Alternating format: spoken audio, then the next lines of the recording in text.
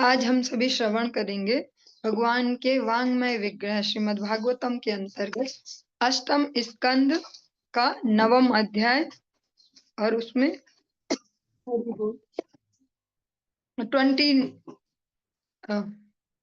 29 number श्लोक को हम यहाँ पर श्रवण करेंगे। ओम नमो भगवते वासुदेवाय।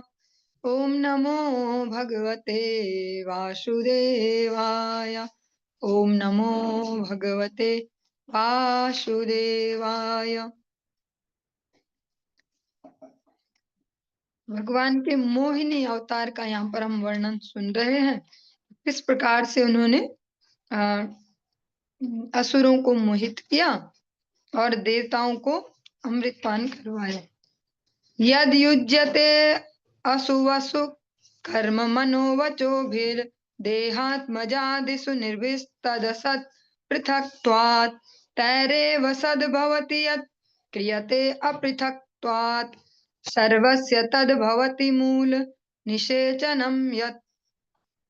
मानव समाज में मनुष्य की धन संपदा तथा उसके जीवन की सुरक्षा के लिए मन वचन तथा कर्म से विविध कार्य किए जाते हैं, किंतु ये सब कार्य शरीर के लिए, व्यक्तिगत या विस्तृत इंद्रिय तृप्ति के लिए ही किए जाते हैं। ये सारे कार्यकलाप भक्ति से अलग होने के कारण निराशाजनक होते हैं। अंत में चाहे कितने उत्साह से किए जाए, लास्ट में निराशा ही देते हैं। किंतु जब यही कार्य श्री भगवान को प्रसन्न करने के लिए किए जाते हैं तो उनके लाभकारी फल सब में बांट दिए जाते हैं। जिस तरह वृक्ष की जड़ में पानी डालने से वह समूचे वृक्ष में वितरित हो जाता है। जो भी हम कार्य भौतिक जगत में जो भी कार्य किए जाते हैं, कितने उत्साह से किए जाएं, अंत में वे निराशा ही प्रदान करते हैं। और जब यही कार्य आध्यात्मिक जीवन में किए जाएं, भक्ति राज्य में किए जाएं, तो वे सुंदर सुंदर फलों को प्रदान करने वाले होते हैं। जैसे वृक्ष की जड़ में अगर पानी देंगे तो सारे वृक्ष में मिल जाएगा, ऐसे ही अगर हम इस ब्रह्मांड में अपनी जो एनर्जी है वो आध्यात्मिक जगत में देंगे, भक्ति राज्य में देंगे, तुम्हारे संपूर्ण जीवन में प्रॉस्पेरिटी कह सकते हैं या समृद्धि इस प्रकार से वितरित हो जाती है। इसका कैसे एग्जाम्पल ले सकते हैं? एक छोटा सा ही एग्जाम्पल लेंगे, अन्य एग्जाम्पल हम अपने अपने हिसाब से खुद भी बना सकते हैं। अगर हमें कोई दुनियादारी की कोई भीड़ भाड़ कोई समारोह में जाना हो, हाँ, फिर वहां जो हमने आने जाने में पैसे लगाए, जो वहां पर अपना योगदान दिया, ऐसा ऐसा हम कुछ कितने उत्साह से कर लें, खूब सारा खर्चा किया, हमने टाइम भी लगाया, एनर्जी भी लगाई, इमोशंस भी लगाए, खूब गप्पे भी मारी, हा हा हू सब किया, मजा आ गया, बहुत बढ़िया। लेकिन फाइनली वो निराशाजनक ही होता है। अरे हमने इतना वो किया और वो तो समझते ही नहीं है। उनकी देखो, हमने तो कितना अपनेपन से सोच के ये किया, फाइनल देखो लास्ट में ऐसे। इसी को ही जब हम भगवत राज्य में करते हैं, भक्तों के सन्निधि में भक्तों के साथ मिलजुल कर भगवान का कोई उत्सव मनाते हैं, सब कुछ उसमें भी वैसा ही लगेगा, पदार्थ, एनर्जी, धन, सब कुछ। लेकिन यहाँ रिजल्ट उससे ठीक विपरीत होता है। यहाँ प्रसन्नता और स्वयं से ही लगेगा कि हाँ, हम धीरे धीरे क्रमशः उन्नति की ओर अग्रसर हो रहे हैं। सब कुछ वही है, एफर्ट वही है, धन वही है, समय वही है, हम कहाँ लगा रहे हैं, इससे ही सारा रिजल्ट हमारे जीवन का बदल जाता है। इस प्रकार से जो ये 9वां अध्याय है अष्टम स्कंद का, ये संपूर्ण हुआ। हम 10वें अध्याय में प्रवेश कर रहे हैं। श्री शुक उवाच इति दानवदैतेया नाविन्दन्नमृतं नृप युक्ताः कर्मणि यत्ताश्च वासुदेव पराङ्मुखाः। श्रील सुखदेव गोस्वामी ने कहा, हे राजन, यद्यपि असुर तथा दैत्य पूरे मनोयोग तथा श्रम के साथ समुद्र मंथन में लगे थे, किंतु पूर्ण पुरुषोत्तम भगवान वासुदेव के भक्त न होने के कारण वे अमृत नहीं पी सके। उन्होंने भी पूरा जोर तो लगाया, सब मेहनत भी की, हाँ, ईमानदारी से, लेकिन फिर भी जो फल है उससे वंचित क्यों है? क्योंकि जो बेसिक है हम सभी के जीवन का, भगवत अनुगत्य, वो उनके जीवन में नहीं है। और इसको हम प्रैक्टिकली भी देख सकते हैं कि जो भी व्यक्ति बहुत ज्यादा मेहनती होगा इस जगत में, पर वो भक्ति राज्य में उस मेहनत को नहीं लगा रहा अगर, तो देखेंगे बहुत ज्यादा डिप्रेस्ड और ऐसे शिकायती और ऐसा रहेगा कि देखो मैंने इतनी मेहनत की, इतनी झक मारते फिर भी ऐसा ही, जहीं जहां मेहनत करो वहीं ऐसा ही, जिस व्यक्ति के लिए अच्छा सोचो वही ऐसा कर देता है ऐसा। उसमें उस व्यक्ति की जो सबसे बड़ी जो कह सकते हैं असावधानी है, या जो नहीं हो पाया जो होना चाहिए था, वो है भगवत प्रसन्नता के निमित्त अपनी एनर्जी लगाना। जब हम सदैव असंतुष्ट रहने वाले जगत में एनर्जी लगाएंगे तो हमें भी असंतुष्टि ही मिलेगी। लेकिन हमेशा प्रसन्न रहने वाले श्री भगवान जो आनंद स्वरूप हैं, उनकी सेवा में अगर एनर्जी लगाएंगे, उनके नाम में समय देंगे, नाम जप में समय देंगे, सेवा में समय देंगे, एनर्जी देंगे, हाँ, मन स्थिर करेंगे, जबरदस्ती मन करेगा ही नहीं, पर जबरदस्ती स्थिर करें तो हम उस आनंद को ले पाएंगे। वरना हम कितनी जक मारते जाएं इस भौतिक जगत में, इसको प्रसन्न कर लेंगे, उसको हम ये करते हैं, हम वो करते हैं, हम रात दिन एक करते हैं, सुबह इतने बजे से लग जाते हैं, रात इतने बजे, पर फाइनली निराशा ही मिलने वाली है। इसीलिए जो दैत्य हैं उन्होंने भी पूरा संघर्ष किया, पूरी मेहनत की, पर फिर भी वे अमृत को प्राप्त न कर सके। साधित्वामृतं राजन् पाययित्वा स्वकान् सुरान् पश्यतां सर्वभूतानां ययो गरुड़वाहनः। हे राजन, समुद्र मंथन का कार्य पूरा कर लेने तथा अपने प्रिय भक्त देवताओं को अमृत पिला लेने के बाद श्री भगवान ने उन सबके देखते देखते वहां से विदा ली और गरुड़ पर आसीन होकर अपने धाम चले गए। सपत्नानां परामृद्धिं दृष्ट्वा ते दितिनन्दनाः अमृष्यमाणा उत्पेतुर्देवान् प्रत्युद्यतायुधाः। देवताओं की विजय देखकर असुरगण उनके श्रेष्ठतर ऐश्वर्य को सहन न कर सके, अतः वे अपने अपने हथियार उठाकर देवताओं की ओर दौड़ पड़े। ततः सुरगणाः सर्वे सुदया पीतयेधिताः प्रतिसंयुयुधुः शस्त्रैर्नारायण पदाश्रयाः। तत्पश्चात अमृत पीने से उत्तेजित देवताओं ने, जो सदैव नारायण के चरण कमलों की शरण में रहते हैं, असुरों पर प्रत्याक्रमण करने के लिए युद्ध की मनोवृत्ति से अपने विविध हथियारों का प्रयोग किया। तत्र दैवासुरो नाम रणः परम दारुणः रोधस्युद्धन्वतो राजन्स्तुमुलो रोमहर्षणः। हे राजन, देवताओं तथा असुरों के मध्य क्षीर सागर के तट पर घमासान युद्ध शुरू हो गया। यह युद्ध इतना भयावह था कि इसके विषय में सुनने से ही शरीर के रोंगटे खड़े हो जाते हैं। तत्रान्योन्यं सपत्नास्ते संरब्ध मनसो रणे समासाद्या निजघ्नुर्विविधायुधैः। उस युद्ध में दोनों ही दल भीतर ही भीतर अत्यंत क्रुद्ध थे। वे शत्रुतावश एक दूसरे पर तलवारों, बाणों तथा नानाविध अन्य हथियारों से प्रहार करने लगे।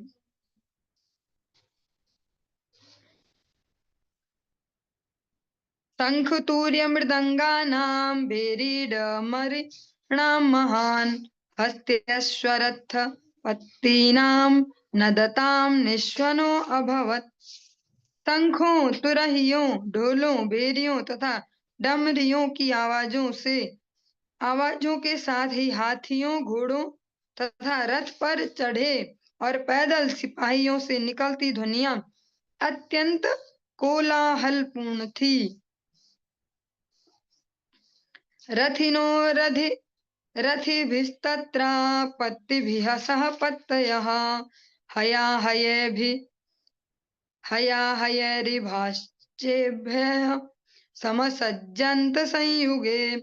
उस युद्ध भूमि में रथी अपने विपक्षी रथियों से, पैदल सेना विपक्षी पैदल सेना से, अश्वारोही विपक्षी अश्वारोही से और हाथियों पर सवार सैनिक विपक्षी हाथी सवार सैनिकों से भिड़ गए। इस प्रकार समान योद्धाओं में युद्ध होने लगा।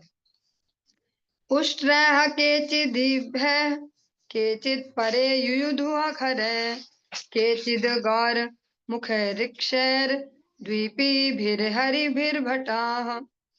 कुछ सैनिक ऊंटों पर, कुछ हाथियों पर, कुछ गधों पर, कुछ सफेद मुंह वाले और लाल मुंह वाले बंदरों पर, कुछ बाघों पर और कुछ सिंहों पर सवार होकर लड़ने लगे।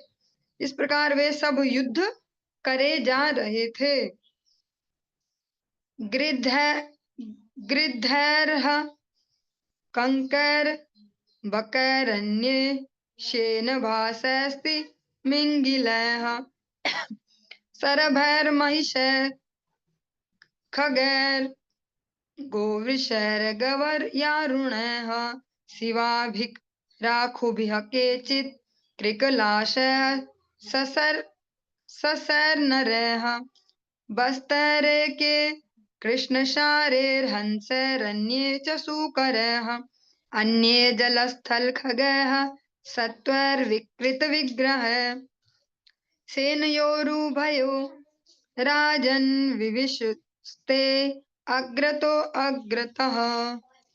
हे राजन, कुछ सैनिक गीधों, चीलों, बगुलों, बाजों तथा भास पक्षियों की पीठ पर बैठकर लड़े।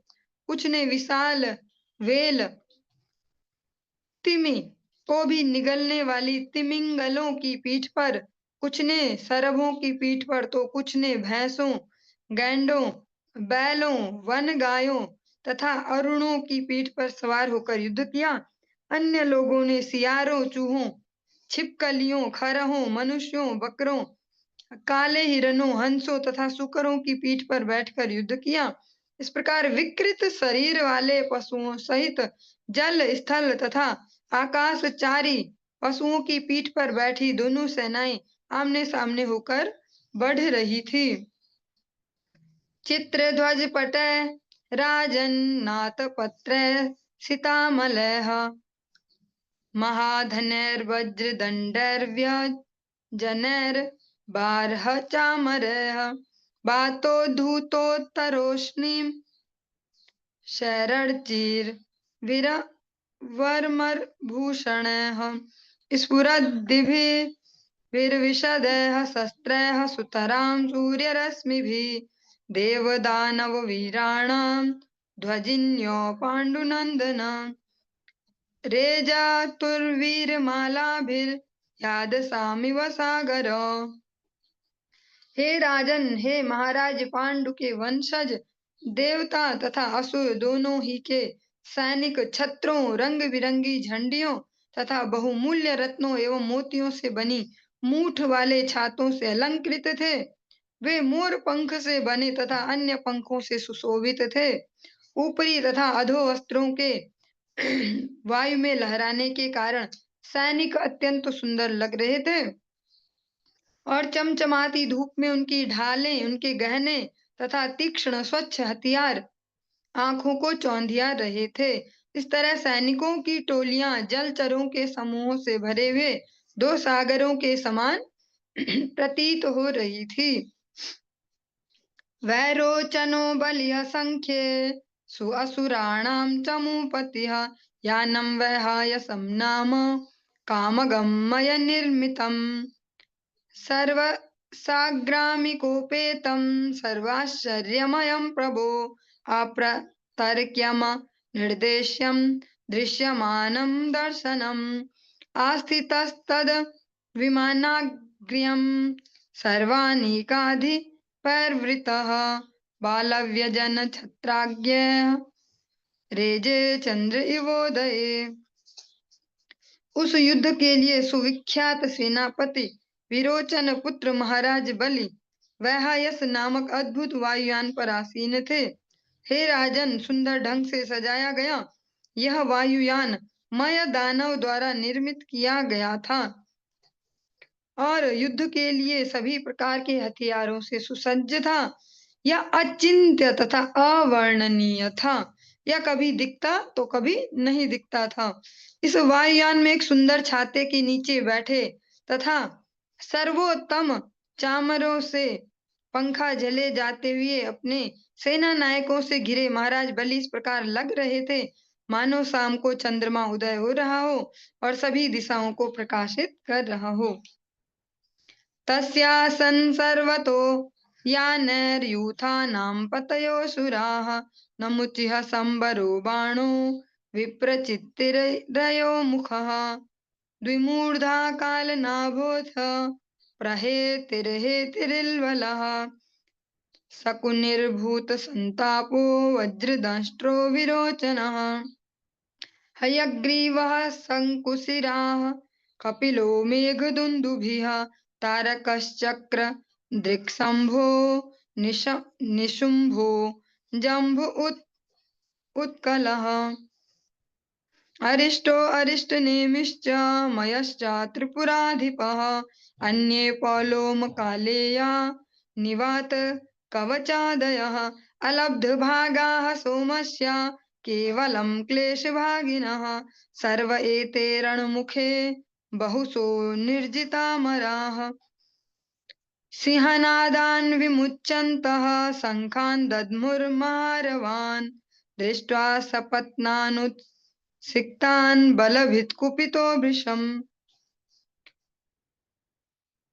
महाराज बलि को चारों ओर से असुरों के सेना नायक तथा अधिपति घेरे थे। वे अपने अपने रथों पर सवार थे। इनमें जो जो असुर थे उनके नाम इस प्रकार है नमुचि संबर बाण विप्रचित्ति अयोमुख द्विमूर्धा कालनाभ प्रहेति हेति इल्वल शकुनि भूत संताप वज्र दंष्ट्र विरोचन हयग्रीव शंकुशिरा कपिल मेघदुन्दुभि तारक चक्रदृक् शुंभ निशुंभ जंभ उत्कल अरिष्ट अरिष्ट नेमि त्रिपुराधिप मय पुलोम के पुत्र कालेय तथा निवात कवच। ये सारे असुर अमृत के अपने अपने भाग से वंचित रह गए थे। उन्होंने केवल समुद्र मंथन का श्रम उठाया था, अतः वे देवताओं के विरुद्ध लड़ रहे थे और अपनी सेनाओं को प्रोत्साहित करने के लिए उन्होंने सिंह गर्जना के समान तुमुल ध्वनि की और जोर जोर से अपने अपने शंख बजाए। बलभित अर्थात इंद्रदेव अपने रक्त पिपासु प्रतिद्वंदियों की यह स्थिति देखकर अत्यंत कुपित हुए। ऐरावतम दिक् ऋणमारूढ़ः सुशुभे स्वराट यथास्रवत्प्रस्रवणमुद याद्री महर्पतिः। एक ऐसा हाथी जो कहीं भी जा सकता है और जो छिड़कने के लिए जल तथा सुरा को संचित रखता है, ऐसे ऐरावत हाथी पर चढ़कर इंद्र ऐसा लग रहा था मानो उदयगिरी से जहां जल के आगार हैं सूर्य निकल रहा हो।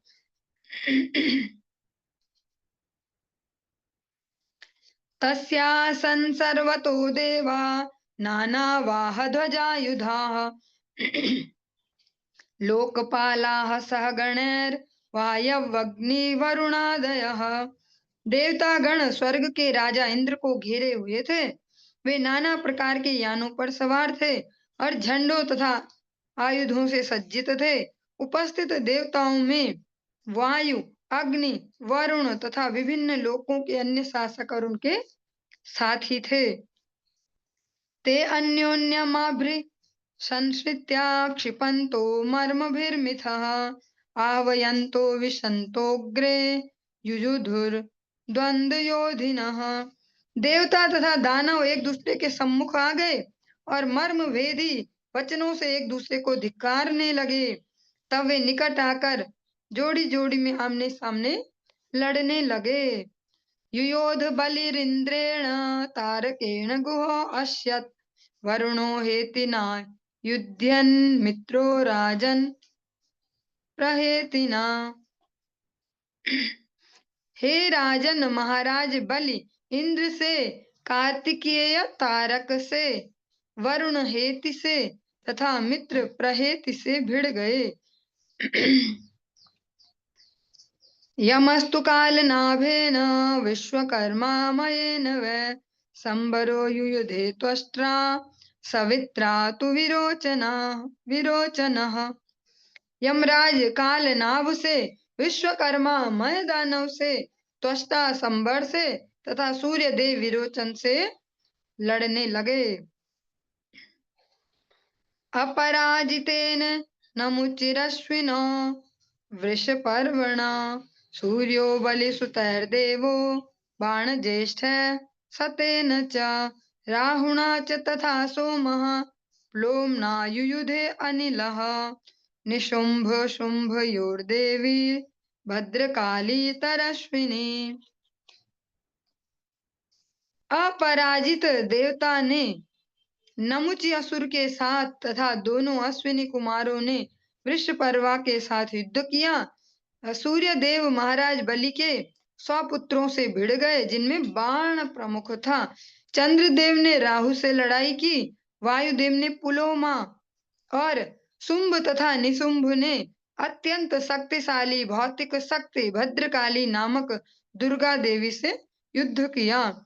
वृषा कपिस्तु जम्भेन महिषेण विभावशुहा इल्वलः सह वातापिर्ब्रह्मपुत्रैररिन्दमा कामदेवेन दुर्मर्षा उत्कलो मातृभिः सह बृहस्पतिश्चोषनसा नरकेण शनैश्चरः मरुतो निवात कवचः काले यैर्वसवो अमराः विश्वे देवास्तु अलौम्य रुद्रा क्रोधवशः सह। हे शत्रुओं का दमन करने वाले अरिंदम, ये महाराज परीक्षित को अभी यहाँ पर संबोधित कर रहे सुखदेव गोस्वामी जी। शिव जी ने जम्भ से तथा विभावसु ने महिषासुर से युद्ध किया। इलवल ने अपने भाई वातापी सहित ब्रह्मा के पुत्रों से युद्ध किया। दुर्मर्ष कामदेव से, उत्कल मातृका नामक देवियों से, बृहस्पति शुक्राचार्य जी से तथा शनैश्चर जिनको शनि कहा जाता है नरकासुर से युद्ध में भिड़ गए। मरुतगण निवात कवच से, वसुओं ने दैत्य कालकेयों से, विश्व देवों ने पौलोमो असुरों से तथा रुद्रगणों ने क्रुद्ध अर्थात क्रोध के वशीभूत असुरों से युद्ध किया। ता एव मायावसुरा सुरेन्द्रा द्वन्द्वेन संहत्य च युध्यमानाः अन्योन्यमासाद्य निजघ्नुरोजसा जिगीषवस्तीक्ष्ण शिरासितोमरः। ये सारे देवता तथा असुर लड़ने के उत्साह से युद्ध भूमि में एकत्र हुए और अत्यंत बल पूर्वक एक दूसरे पर प्रहार करने लगे। वे सब विजय की कामना करते हुए जोड़े बनाकर लड़ने लगे और तेज बाणों, हथियारों तथा भालों से एक दूसरे को बुरी तरह से मारने लगे। भुशुंडी विश्चक्र गद्रष्टिपट्टिशः शक्त्युल्मुखैः प्राशपरश्वधैरपि निस्त्रिंश भल्लैः परिघः समुद्गरैः सभिन्दिपालैश्च शिरांसि चिच्छिदुः। उन्होंने भुशुंडी, चक्र, गदा, दृष्टि, पट्टिस, शक्ति, उल्मुख, प्रास, परश्वध, निस्त्रिंश, भाला, परिघ, मुद्गर तथा भिंदीपाल नामक हथियारों से एक दूसरे के सिर काट डाले। गजास्तुरंगाः सरथाः पतादयः सारोहवाः विविधा विखंडिताः निकृतबाहुरु शिरोधराग्रया छिन्नध्वजे स्वा सतनुत्रभूषणाः। हाथी, घोड़े, रथ, सारथी, पैदल सेना तथा सवारों सहित विविध प्रकार के वाहन टुकड़े टुकड़े हो गए। सैनिकों की भुजाएं, जांघें, गर्दन तथा टांगे कट गई और उनके झंडे, धनुष, कवच तथा आभूषण छिन्न भिन्न हो गए। तेषां पदाघात रथांग चूर्णिता दायोधना दुल्बण उत्तिष्ठदा रेणुर्दिशाखं द्युमणिं च छादयन् न्यावर्तताश्रिकस्तुतिभिः परिप्लुतात्। भूमि पर देवताओं तथा असुरों के पांवों तथा रथों के पहियों के आघात से आकाश में तेजी से धूल के कण उड़ने लगे और धूल के बादल छा गए, जिससे सूर्य तक का सारा बाह्य आकाश चारों ओर से ढक गया।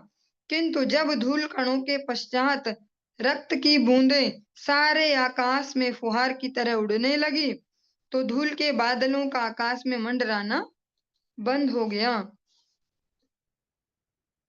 शिरोभिरुद्धृत किरीटकुण्डलैः संरम्भदृग्भ्यः परिदष्टदच्छदैः महाभुजैः साभरणैः सहायुधैः साप्रास्थिता भूः करोभिरुभिर्वभौ।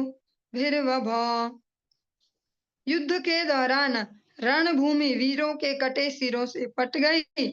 उनकी आंखें अब भी घूर रही थी और क्रोध के मारे उनके दांत अपने होठों से लगे हुए थे। इन छिन्न सिरों के मुकुट तथा कुंडल बिखर गए थे। इसी प्रकार आभूषणों से सज्जित तथा विविध हथियार पकड़े भी अनेक भुजाएं इधर उधर बिखरी पड़ी थी और हाथी की सूंड जैसे अनेक टांगे तथा जंघाएं भी इधर उधर बिखरी हुई थी। कबंधास्तत्र चोत्पेतुः पतितस्व शिरो अक्षिभिः उद्यात युध दौड़दंड राधावंतो भटान मृधे। उस युद्ध भूमि में शीश रहित अनेक धड़ उत्पन्न हो गए थे। वे प्रेत तुल्य धड़ अपने हाथों में हथियार लिए पड़े हुए सिरों की आंखों से देखकर शत्रु सैनिकों पर आक्रमण कर रहे थे।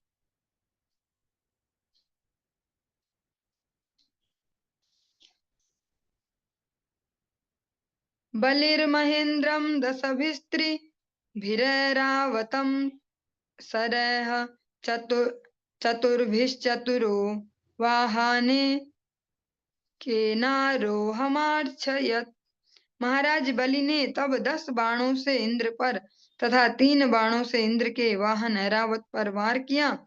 उन्होंने 4 बाणों से ऐरावत के पांवों की रक्षा करने वाले 4 घुड़सवारों पर आक्रमण किया और 1 बाण से हाथी के चालक पर।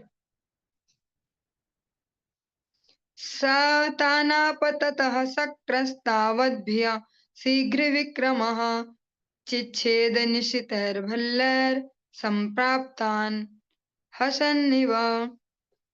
इसके पूर्व कि बलि महाराज के बाण स्वर्ग के राजा इंद्र तक पहुंचे, बाणों के चलाने में पटु इंद्र ने हंसते हुए एक अन्य प्रकार के अत्यंत तीक्ष्ण भल नामक बाण से उन्हें काट डाला। तस्य कर्मोत्तमं वीक्ष्य दुर्मशः शक्तिमाददे तां ज्वलन्तीं महोल्काभां हस्तस्थामच्छिन्नद्धरिः। जब बलि महाराज ने इंद्र के दक्ष सैन्य कार्यकलापों को देखा तो वे अपना क्रोध रोक न सके। उन्होंने शक्ति नामक एक दूसरा हथियार लिया जो महान अग्निपुंज की भांति ज्वलित हो रहा था, किंतु इंद्र ने इसे बलि के हाथ से छूटने के पूर्व ही खंड खंड कर दिया।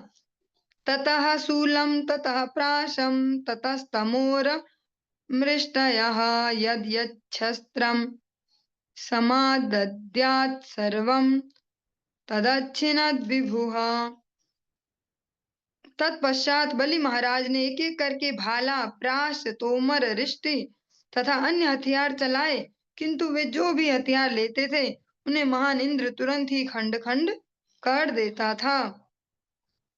ससर्जाथासुरीं मायामन्तर्ध्यान गतो असुरः ततः प्रादुर्भूच्छलः सुरानीको परिप्रभो। हे राजन, तब बलि महाराज अदृश्य हो गए और उन्होंने आसुरी माया का सहारा लिया। तब देवताओं की सेना के सिरों के ऊपर माया से उत्पन्न एक विशाल पर्वत उत्पन्न हुआ। ततो निपेतुस्तरवो दह्यमाना दावाग्निना शीलाः सटङ्क शिखराश्चूर्ण यन्त्यो द्विषद्वलम्।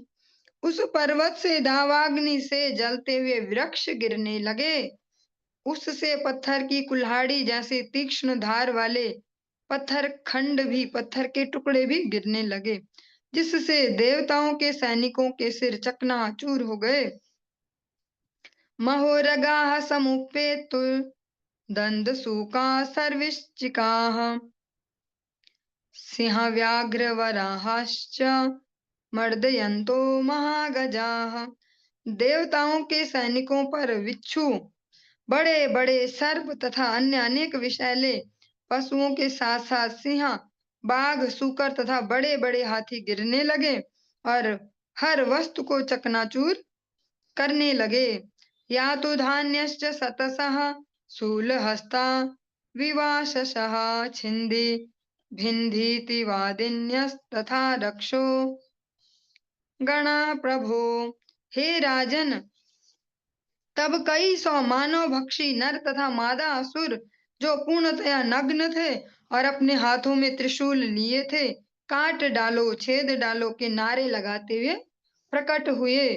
ततो महाघना व्योम्नि गंभीर परुषाश्वनाः अगारान्मुमुचुर्वात राहताः स्तनयिन्नवः।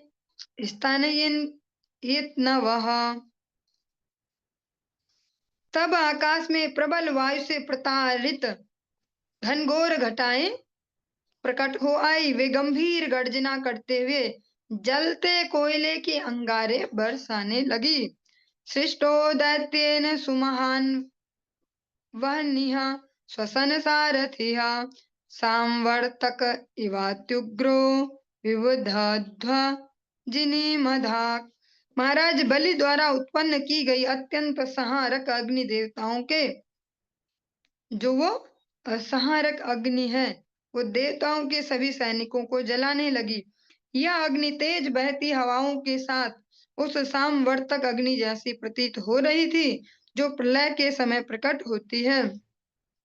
जो मेघ होते हैं प्रलय के, उन्हें भी सामवर्तक मेघ करते हैं, और जो ये अग्नि है वो सामवर्तक। ततः समुद्र उद्वेलः सर्वतः प्रत्यदृश्यतः प्रचंड वातैरुद्धूत तरंगावर्त भीषणः। तत्पश्चात हवाओं के प्रचंड झकोरों से शुद्ध समुद्री लहरें तथा भंवर सबकी आंखों के सामने एक भीषण बाढ़ के रूप में चारों ओर प्रकट हो आए।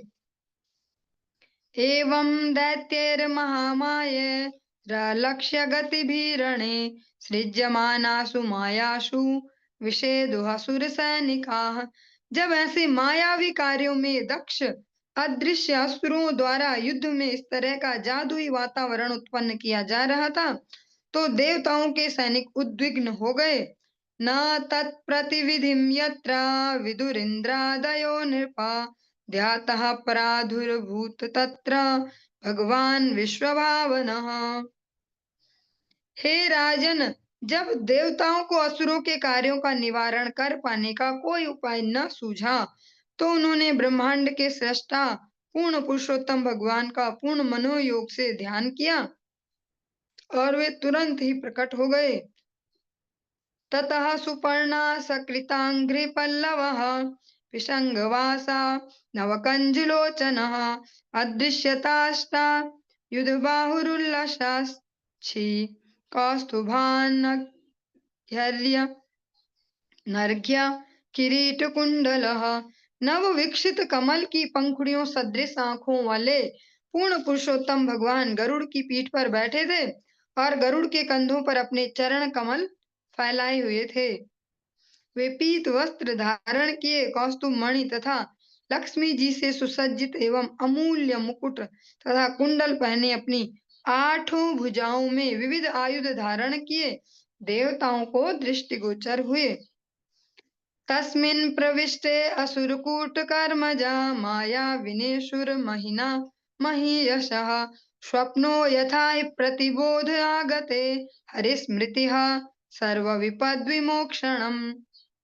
जिस प्रकार स्वप्न देखने वाले के जागते ही स्वप्न के खतरे दूर हो जाते हैं, उसी तरह युद्ध भूमि में पूर्ण पुरुषोत्तम भगवान के प्रवेश करते ही उनकी दिव्य शक्ति से असुरों की जादूगरी से उत्पन्न माया विनष्ट हो गए, क्योंकि वे स्वयं मायापति हैं, वे भगवान। तो संपूर्ण माया विनष्ट हो गई। निस्संदेह पूर्ण पुरुषोत्तम भगवान के स्मरण मात्र से मनुष्य सारे संकटों से मुक्त हो जाता है। इस लाइन को फिर से रिपीट करते हैं। निस्संदेह पूर्ण पुरुषोत्तम भगवान के स्मरण मात्र से मनुष्य सारे संकटों से मुक्त हो जाता है। और अगर ऐसे श्री भगवान का नाम जप और सेवा की अगर हैबिट डेवलप कर ली तो फिर कोई संकट बचेंगे नहीं जीवन में, क्योंकि हनुमान जी स्वयं कहते हैं, कहा हनुमंत विपत्ति प्रभु सोई, जब तब सुमिरन भजन न हुई। हनुमान जी कहते हैं विपत्ति का प्रारंभ वहीं से ही है, वास्तविक विपत्ति वही है जब आपका स्मरण और नाम जप ये छूट जाए। दृष्ट्वा मृधे गरुड़वाह मिभारिवाह आविद्य शूल महिनोदथ काल नेमिह तल्लीलया गरुड़मूर्धनि पतद्गृहीत्वा तेनाहन नृप सवाह मरीम त्रयधीशः। हे राजन, जब सिंह पर आरूढ़ काल नेमी दैत्य ने देखा कि गरुड़ पर आरूढ़ पूर्ण पुरुषोत्तम भगवान युद्ध क्षेत्र में हैं, तो उसने तुरंत अपना त्रिशूल निकाल लिया और उसे गरुड़ के सिर पर चलाया। किंतु तीनों लोकों के स्वामी भगवान श्री हरि ने तुरंत ही उस त्रिशूल को पकड़ लिया और उसी हथियार से उस शत्रु काल नेमी को उसके वाहन सिंह समेत मार डाला।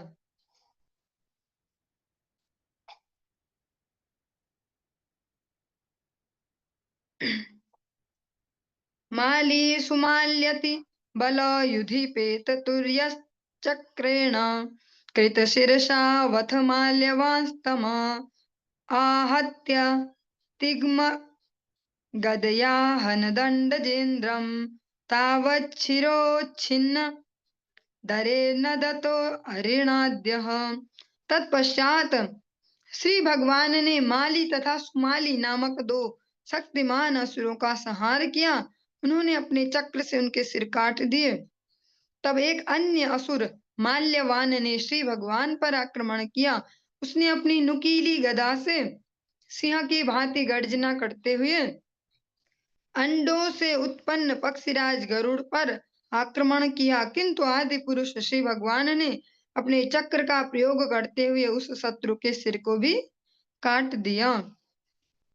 और सारे समुद्र मंथन में हमने प्रैक्टिकली सुना कि सारा समुद्र मंथन भी भगवान की कृपा से ही संभव हो पाया, भले ही हम इसको किसी भी रूप में सुनते आ रहे हों या देखते आ रहे हों, लेकिन वास्तव में भगवान ही वहां हर क्षेत्र में हर जगह जहां जहां आवश्यकता पड़ी भगवान ही वहां विराजित हुए। और अब जो उसके फलस्वरूप जो युद्ध हुआ निर्णायक, इसमें भी श्री भगवान ने स्वयं हस्तक्षेप किया, तभी ये भी हो पाया। और इस प्रकार से जो हमारा ये अष्टम स्कंद का 10वां अध्याय ये संपूर्ण हुआ। और हम इसके जो 11 अध्याय इसको कल की कक्षा में प्रारंभ करेंगे। आज की इस चर्चा को यहीं पे विराम देते हैं।